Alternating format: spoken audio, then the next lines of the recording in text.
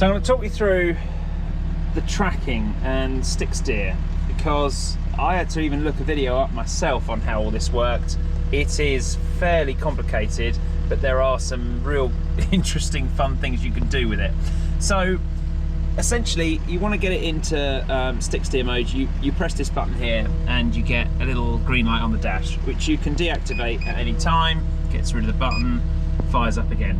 The first time you do it, it asks you to acknowledge it on the screen. Fair enough. And of course, if you lift the lever up, it will automatically default to like the standard. The machine will work like a digger. So if someone else jumps in it and you've been playing around with stick steer, it won't, you know, fool them. It'll act like you would expect it to. So that's all good, I think, for safety measures. So you want to do stick steer, you whack your button, up the thing comes, and then literally you can track with the, you know, turn left, right, etc., with how you would expect it to work on a stick. All seems very clever. The right hand joystick, meanwhile, will still do your boom and down and your bucket like this. But of course, you've lost two things. You've lost your slew and you've lost your dipper.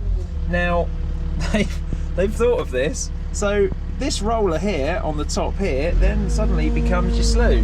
So you can now, if you want to go backwards, track backwards and slew and track, etc., all done with this thumb. That's literally how it works. It's a little bit confusing, and to be honest, even as a fairly, you know, experienced operator, it don't half take some getting used to playing around with all of that. So the other thing you've lost is your dipper. You can't do anything with the dipper, and this roller here currently does the auxiliary. You can hear the machine straining.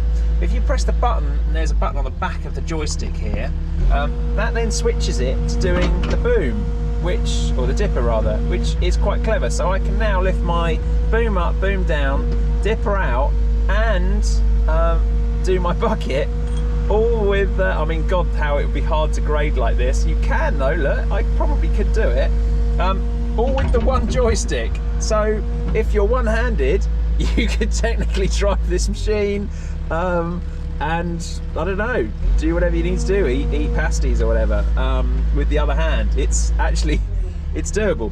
Difficult though, because you know you still need to slew, and it's completely foreign to how you expect. But you can do it. You've then got the option of changing this lever here to act the blade, because currently, as I say, it does the boom. You can then change it to do the blade. So you go in the screen, you go into machine settings, control mode, and you can change the, I think it's in stick steer modes, so you can change it from excavator to blade. Put it into blade, and then this now does my blade. So literally up and down with my blade. This now goes back to doing the auxiliary again, so it doesn't do anything odd. Left and right does absolutely nothing, but I have now got my blade, so I could in theory track around with my hand over here and obviously do my blade, but I'm also holding a GoPro, so running out of hands, but it's all doable. And you'll be pleased to know, again, when you lift the thing up and you put it back down, if someone else got on it, it reverts to being a digger, so you can't get too caught out with that. There's also cruise control, which is the third thing, and you know, again, we'll select this. There's a button on the back of the joystick, again, the same button that's on the back of this one that changes things, the same one here. You use your little finger. So at the moment, if I lift off that, the machine stops.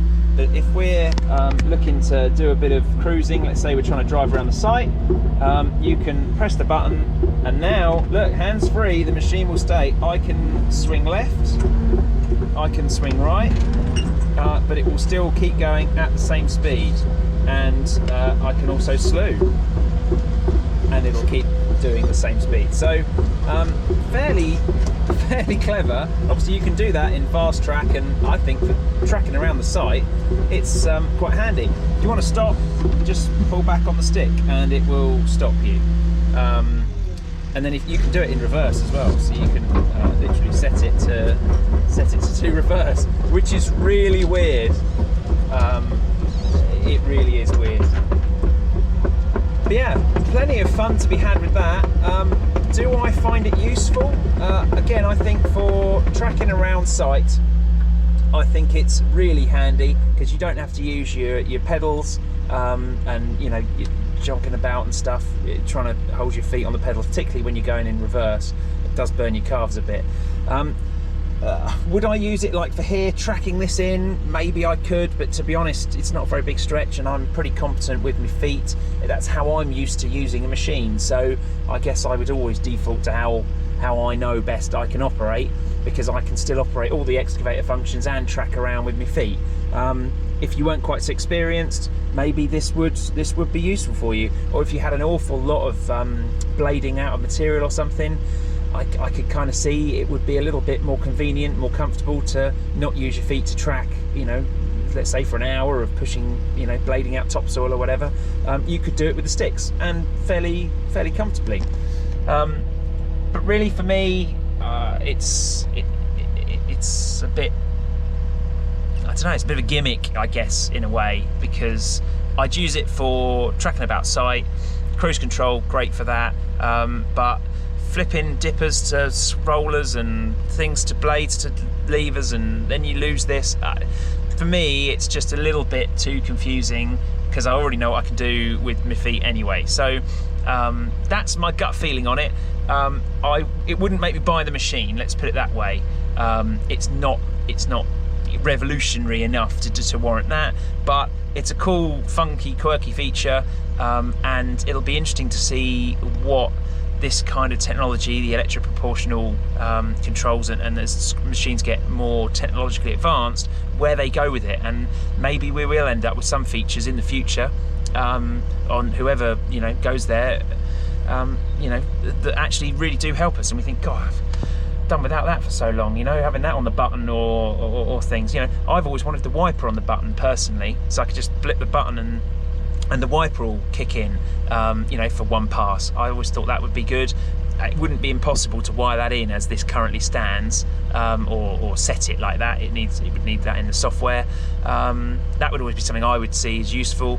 Other ones are, I can't think what I was going to say, but you know what I mean. There's lots of, not just the horn or quick track, you could have anything on the button. Radio mute, that was my other one that I always thought would be nice on the button, so you know, someone comes up to you, just hit a button and the radio shuts off.